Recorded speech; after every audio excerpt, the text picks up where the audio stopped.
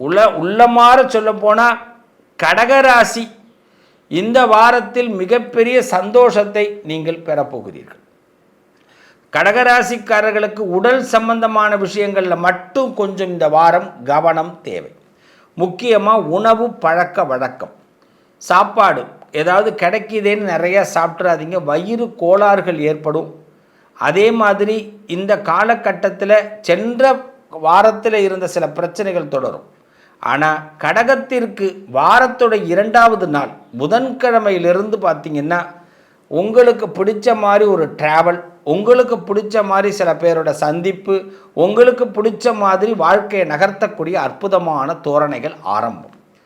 June மாதம் 4ஆம் தேதியில் கௌரவ உயர்வுகள் ஏற்படும், விருப்பங்கள் நிறைவேறும், புதிய மனிதர்களுடைய சந்திப்புகள் கிடைக்கும், சில விஷயங்களை நாம் தெரிந்து கொள்வதற்கு ஒரு நல்ல வாய்ப்பாக அமையும். கடகராசிக்கு ஜூன் மாதம் 7ஆம் தேதி வரை முதல்ல 2 நாளை விட்டுருங்க, கடைசி வரை 5 நாட்கள் அற்புதம். அதில் 3ஆம் தேதியிலிருந்து நல்ல நேரம் ஆரம்பம். சனிக்கிழமை வார வீக் எண்டில் பார்த்திங்கன்னா சில பயணங்கள் அனுகூலமாகும், நல்ல செலவு பண்ண வேண்டிய கட்டாயங்கள் ஏற்படும். ஒரு பூரண திருப்தியை இந்த வாரம் கண்டிப்பாக கொடுக்கும் கடகராசிக்கு.